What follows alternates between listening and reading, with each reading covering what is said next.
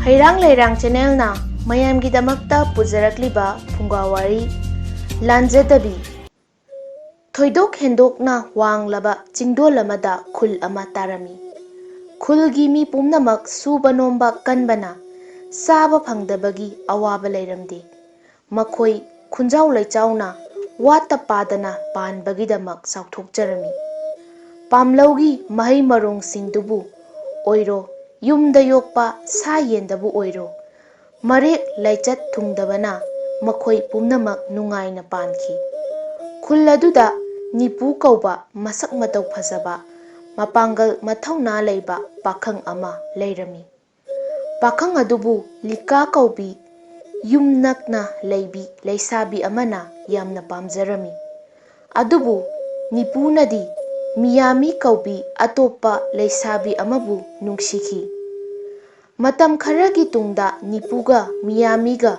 haunabi matung inna luhongkhrabada lika yamna chakna lenkhi piklingaidagi nipugi manglanda taujarakpi lika kalakmanbadagi makhoigi yumban thugaigi khankhri adudagi hendoktuna mana miyamidagi nipubu munge hainasu lepki mihan miru oibi lika tapna thabak paikhatlami afaba gun kayana leiteng oibi miyamibu mamau oina phangbada nipugi mama mapa ngamkhai leitana haraurami makhoina mamaubu thagatpagi wangang taraga likagi thamoi prok prok chaklami matamgi khongchat matung inna miyami machanupa ama pokli maining kumlingai matamduda miyami yumsangduna leiki yumgi mi pumnamak pamlauda thabak suba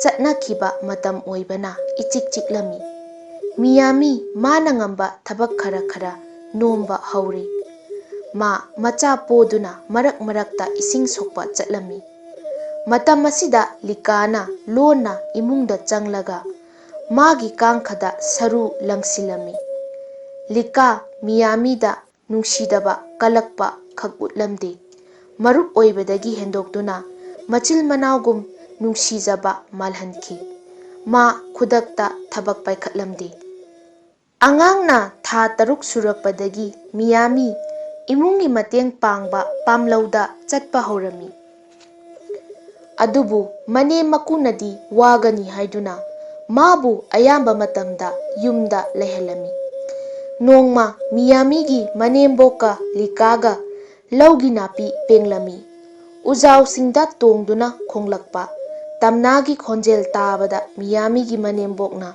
likada hairei yengu lika aigi imaugi khonjelsi yamna nungsi utubi amana uda makhul hutnaba machinna leptana tuba ubadasu manemna asumna hairami aigi imau miyamidi asumna nomba kalli tanba leite nonginna natraga tenawa uragasu ahanduna hekta hai aigi miyamidi asumna phajabini thagatpagi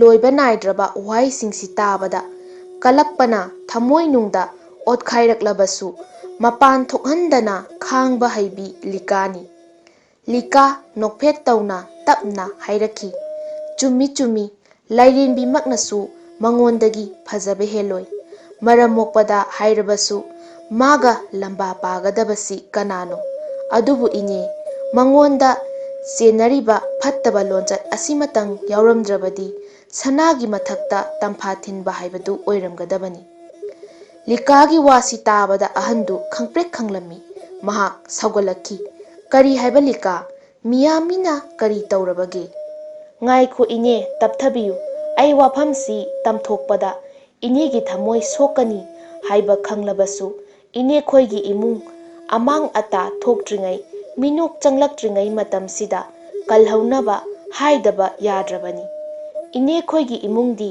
aigi imungmakni khalibani lana laubigano lika mamai ngangtak hairakhi hayu lika nangna khangba kari leibage ahalduna taksilakhi ine aisu miyamigi lonchatta amakpa amatta yaude khalubani Unna khumba pukni hainabasi kayada chumlibanose. Mahakna maining kumlingai ine khoina lauda chanakhibadagi mathanta yumda leihauba matamda mahakna yen thongduna chabani. Lika makha tarakhi. Madi kadaidagi yen aikhoigi yen masing amatasu watena. Khulgi yen mayam ama leiribasidi ine huraliba chatlane. Madudi khangdre imungda kari pot mayeng taraklibage haibadudi ine khoina khangbibam thoi. Mahakna phau kot panaribani. Ahandu tumina laikre. Numitna chingi marum laithakibadagi makhoi yumda kananaba thaurang taurami.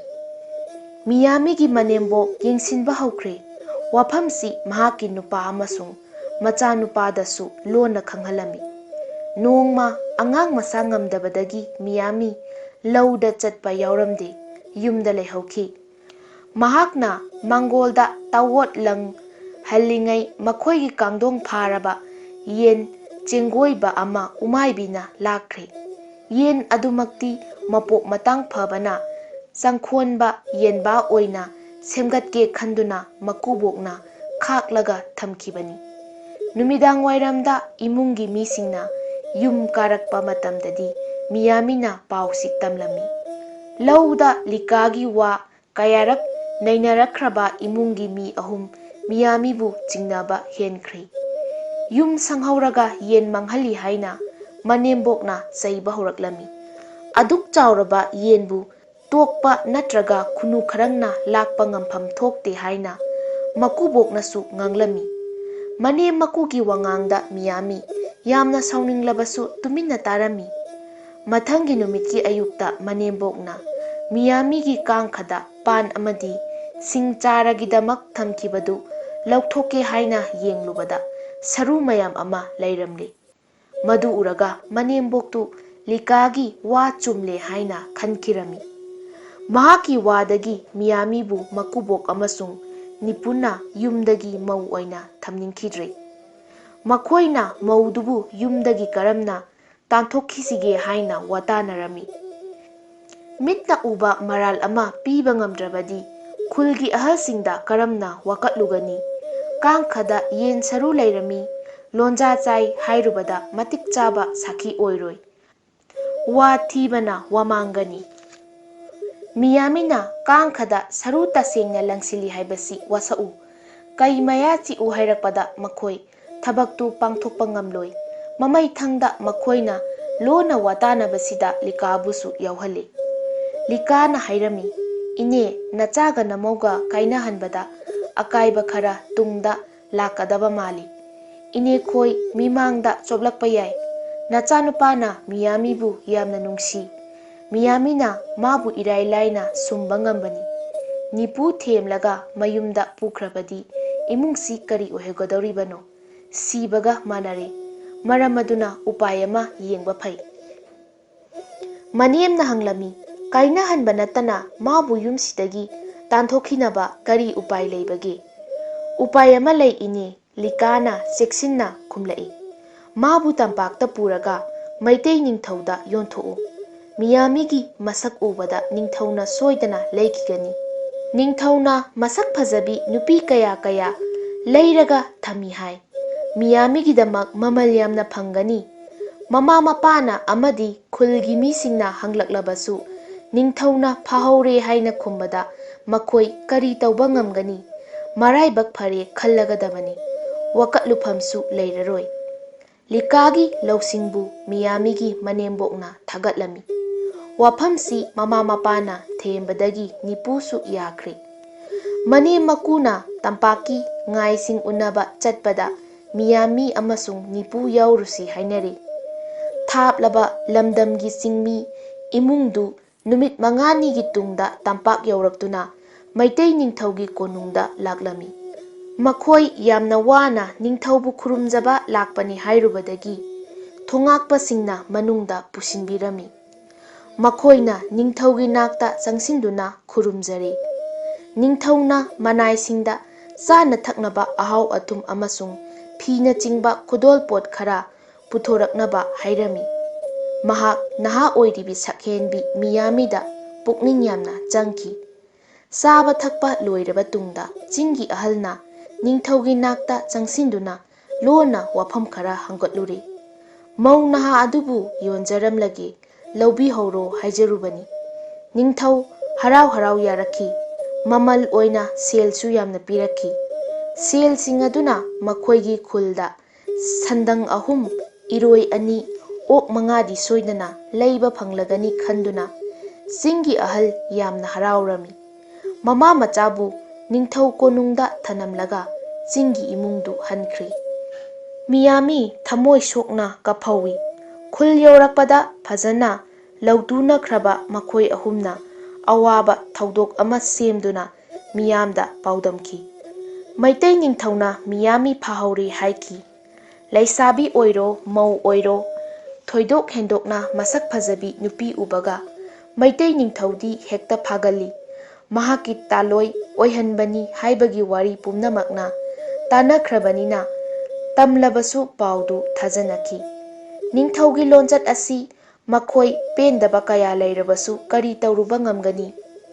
ꯃꯤꯌꯥꯝꯤꯒꯤ ꯃꯃꯥ ꯃꯄꯥ ꯑꯃꯗꯤ ꯃꯔꯤ ꯃꯇꯥꯁꯤꯡ ꯀꯞꯅ ꯀꯞꯅ ꯂꯦꯟꯅꯈꯤ꯫ ꯃꯤꯌꯥꯝꯤ ꯂꯩꯇ꯭ꯔꯕ ꯅꯤꯄꯨꯒꯤ ꯏꯃꯨꯡ ꯏꯃꯝ ꯃꯝꯂꯦ꯫ ꯂꯤꯀꯥꯒꯤ ꯊꯧꯁꯤꯜꯗꯤ ꯃꯍꯩ ꯌꯥꯟꯈ꯭ꯔꯦ꯫ ꯃꯍꯥꯛꯀꯤ ꯀꯦꯕ ꯅꯥꯟꯕ ꯑꯃꯗꯤ ꯍꯩꯅꯤꯡꯕ ꯍꯦꯟꯒꯠꯂꯛꯈꯤ꯫ ꯅꯤꯄꯨꯅ ꯃꯍꯥꯛꯄꯨ ꯂꯨꯍꯣꯡꯗꯨꯅ ꯂꯧꯔꯦ꯫ ꯃꯍꯥꯛꯀꯤ ꯅꯤꯡꯕ ꯊꯨꯡꯖꯈ꯭ꯔꯦ꯫ ꯂꯤꯀꯥꯒ ꯌꯨꯝꯕꯥꯟꯃꯤꯟꯅꯗꯨꯅ ꯂꯩꯔꯕꯁꯨ ꯅꯤꯄꯨ, ꯃꯤꯌꯥꯝꯤ ꯑꯃꯗꯤ ꯃꯍꯥꯛꯀꯤ ꯅꯨꯡꯁꯤꯔꯕ ꯃꯆꯥ ꯑꯗꯨꯕꯨ ꯀꯥꯎꯊꯣꯛꯄ ꯉꯝꯂꯝꯗꯦ꯫ ꯂꯤꯀꯥꯒꯤ ꯂꯝꯆꯠ ꯁꯥꯖꯠꯀ ꯃꯤꯌꯥꯝꯤꯒ ꯈꯦꯠꯅꯕ ꯌꯥꯝꯅ ꯎꯔꯝꯃꯤ꯫ ꯑꯍꯜ ꯑꯣꯏꯔꯛꯂꯕ ꯃꯅꯦꯝ ꯃꯀꯨꯒꯤ ꯁꯦꯕꯥꯗ ꯂꯤꯀꯥ ꯄꯨꯛꯅꯤꯡ ꯏꯆꯪ ꯆꯪꯂꯝꯗꯦ꯫ ꯄꯨꯝꯅꯃꯛꯁꯤꯒꯤ ꯃꯊꯛꯇ ꯂꯤꯀꯥ ꯃꯆꯥ ꯎꯗꯅ ꯂꯩꯔꯦ꯫ ꯏꯃꯨꯡꯒꯤ ꯃꯤꯁꯤꯡꯅ ꯌꯥꯝꯅ ꯅꯤꯡꯕ ꯀꯥꯏꯅꯔꯦ꯫ ꯃꯃꯥ ꯃꯄꯥ ꯑꯃꯗꯤ ꯃꯔꯤ ꯃꯇꯥꯁꯤꯡꯅ ꯅꯤꯄꯨꯗ ꯑꯇꯣꯞꯄ ꯅꯨꯄꯤ ꯑꯃ ꯊꯤꯅꯕ ꯀꯟꯅ ꯍꯥꯏꯔꯝꯃꯤ꯫ ꯍꯧꯖꯤꯛ ꯅꯤꯄꯨꯒꯤ ꯃꯃꯥ ꯃꯄꯥ ꯑꯅꯤꯗꯨ ꯃꯤꯌꯥꯝꯤꯕꯨ ꯇꯣꯏꯅ ꯅꯤꯡꯁꯤꯡꯂꯛꯈꯤ꯫ ꯂꯣꯟꯅ ꯆꯥꯕ ꯁꯥ ꯌꯦꯟꯒꯤ ꯃꯔꯨ ꯀꯔꯝꯕ ꯃꯤꯅ ꯃꯁꯥꯒꯤ ꯀꯥꯡꯈꯗ ꯂꯪꯁꯤꯟꯗꯨꯅ ꯊꯝꯒꯗꯒꯦ? ꯃꯤꯅ ꯎꯍꯟꯅꯤꯡꯗꯕ ꯄꯣꯠꯇꯤ ꯑꯊꯥꯞꯄ ꯃꯐꯝꯗ ꯍꯨꯟꯗꯣꯛꯂꯨꯐꯝ ꯊꯣꯛꯏ꯫ ꯃꯤꯌꯥꯝꯤꯒꯨꯝꯕꯤ ꯅꯨꯄꯤꯅ ꯀꯥꯡꯈꯗ ꯑꯃꯣꯠ ꯑꯀꯥꯏ ꯂꯪꯁꯤꯟꯐꯝ ꯊꯣꯛꯇꯦ ꯍꯥꯏꯕꯁꯤ ꯍꯧꯖꯤꯛ ꯃꯈꯣꯏ ꯑꯅꯤ ꯈꯪꯂꯛꯈꯤ꯫ ꯄꯨꯝꯅꯃꯛꯇꯨ ꯂꯤꯀꯥꯒꯤ ꯈꯨꯖꯤꯟ ꯊꯧꯔꯥꯡꯅꯤ ꯍꯥꯏꯕ ꯃꯈꯣꯏ ꯈꯪꯂꯛꯂꯦ꯫ ꯃꯆꯥ ꯄꯣꯛꯇꯕꯤ ꯂꯤꯀꯥꯕꯨ ꯅꯤꯄꯨꯅ ꯀꯥꯏꯅꯔꯒꯦ ꯍꯥꯏꯕꯗ ꯈꯨꯜꯅ ꯌꯥꯈ꯭ꯔꯦ꯫ ꯅꯤꯄꯨ ꯅꯤꯡꯉꯝꯗꯕꯅ ꯂꯩꯐꯝ ꯈꯪꯗ꯭ꯔꯦ꯫ ꯃꯍꯥꯛ ꯃꯤꯌꯥꯝꯤ ꯑꯃꯁꯨꯡ ꯃꯆꯥꯕꯨ ꯑꯃꯨꯛ ꯍꯟꯅ ꯂꯧꯔꯨꯒꯦ ꯈꯟꯗꯨꯅ ꯇꯝꯄꯥꯛꯇ ꯂꯥꯛꯂꯝꯃꯤ꯫ ꯃꯈꯣꯏꯅ ꯅꯤꯡꯊꯧꯒꯤ ꯂꯧꯈꯤꯕ ꯃꯤꯌꯥꯝꯤꯒꯤ ꯃꯃꯜ ꯑꯗꯨꯒꯤ ꯁꯔꯨꯛ 2 ꯄꯤꯔꯒ ꯑꯃꯨꯛ ꯄꯨꯖꯈ꯭ꯔꯒꯦ ꯍꯥꯏꯔꯨꯏ꯫ ꯅꯤꯡꯊꯧꯅ ꯁꯔꯨꯛ 10 ꯄꯤꯔꯕꯗꯤ ꯄꯨꯈꯤꯕ ꯌꯥꯒꯅꯤ ꯍꯥꯏꯕꯗ ꯃꯍꯥꯛ ꯎꯄꯥꯏ ꯂꯩꯈꯤꯗ꯭ꯔꯦ꯫ ꯃꯃꯥ ꯂꯧꯍꯧꯔꯕꯁꯨ ꯃꯆꯥꯕꯨꯗꯤ ꯄꯤꯅꯕꯤꯌꯨ, ꯄꯨꯖꯈ꯭ꯔꯒꯦ ꯍꯥꯏꯅ ꯑꯃꯨꯛꯁꯨ ꯍꯪꯒꯠꯆꯔꯝꯃꯤ꯫ ꯃꯗꯨꯗ ꯅꯤꯡꯊꯧꯅ ꯌꯥꯕꯤꯗꯨꯅ ꯆꯍꯤ 5 ꯁꯨꯔꯕ ꯑꯉꯥꯡ ꯅꯨꯄꯥ ꯃꯆꯥꯗꯨ ꯃꯄꯥꯗ ꯁꯤꯟꯅꯈꯤꯅꯕ ꯄꯨꯊꯣꯛꯍꯜꯂꯛꯈꯤ꯫ ꯑꯗꯨꯒ ꯅꯤꯡꯊꯧꯅ ꯃꯁꯤꯃ ꯍꯥꯏꯔꯝꯃꯤ, "ꯅꯨꯄꯥ, ꯑꯉꯥꯡ ꯑꯗꯨ ꯅꯪꯅ ꯆꯠꯁꯤ ꯍꯥꯏꯕꯗ ꯌꯥꯔꯕꯗꯤ ꯄꯨꯈꯤꯕ ꯌꯥꯅꯤ, ꯀꯔꯤꯒꯨꯝꯕ ꯌꯥꯗ꯭ꯔꯕꯗꯤ ꯅꯝꯐꯨꯗ ꯄꯨꯕꯗꯤ ꯌꯥꯔꯣꯏ"꯫ ꯑꯉꯥꯡꯗꯨ ꯄꯨꯊꯣꯔꯛꯇꯨꯅ ꯃꯄꯥꯒ ꯎꯅꯍꯜꯂꯦ꯫ ꯐꯤꯖꯦꯠ ꯇꯣꯞꯄ ꯆꯤꯡꯃꯤ ꯃꯄꯥꯕꯨ ꯁꯛꯈꯪꯗꯕꯗꯒꯤ ꯀꯤꯈ꯭ꯔꯕ ꯑꯉꯥꯡꯗꯨꯅ ꯅꯤꯡꯊꯧꯒꯤ ꯃꯅꯥꯛꯇ ꯆꯦꯟꯁꯤꯟꯈꯤꯔꯝꯃꯤ꯫ ꯅꯤꯄꯨ ꯀꯞ ꯀꯞꯇꯨꯅ ꯃꯌꯨꯝꯗ ꯍꯜꯂꯛꯈꯤ꯫ ꯊꯥꯖꯒꯟꯕꯁꯤꯡꯗꯤ ꯊꯨꯕꯅꯤ ꯆꯤꯔꯣꯜꯒꯤ ꯂꯥꯡꯗ, ꯆꯤꯡꯅꯒꯟꯕꯁꯤꯡꯗꯤ ꯄꯨꯊꯩ ꯄꯥꯞꯀꯤ ꯀꯣꯝꯗ꯫ ꯑꯉꯝꯕ ꯃꯅꯥꯛ ꯁꯪ ꯁꯥꯒꯅꯨ, ꯅꯔꯜ ꯇꯨꯝꯅ ꯃꯥꯡꯒꯅꯤ, ꯅꯨꯡꯁꯤ ꯃꯍꯨꯠ ꯁꯤꯟꯒꯅꯨ, ꯂꯥꯏꯃꯟ ꯄꯨꯔꯒ ꯂꯦꯟꯒꯅꯤ꯫ ꯍꯩꯔꯥꯡ ꯂꯩꯔꯥꯡ ꯆꯦꯅꯦꯜꯅ ꯄꯨꯖꯔꯛꯂꯤꯕ ꯐꯨꯡꯒꯥ ꯋꯥꯔꯤ ꯉꯁꯤꯒꯤ ꯑꯣꯏꯅꯗꯤ ꯃꯇꯥꯡ ꯁ꯭ꯋꯥꯏꯗ ꯂꯣꯏꯁꯤꯟꯖꯔꯦ꯫ ꯍꯌꯦꯡ ꯅꯨꯡꯉꯥꯏꯔꯕ ꯋꯥꯔꯤꯁꯤꯡꯒ ꯂꯣꯏꯅꯅ ꯃꯌꯥꯝ ꯄꯨꯂꯞ ꯑꯃꯨꯛ ꯊꯦꯡꯅꯔꯁꯤ꯫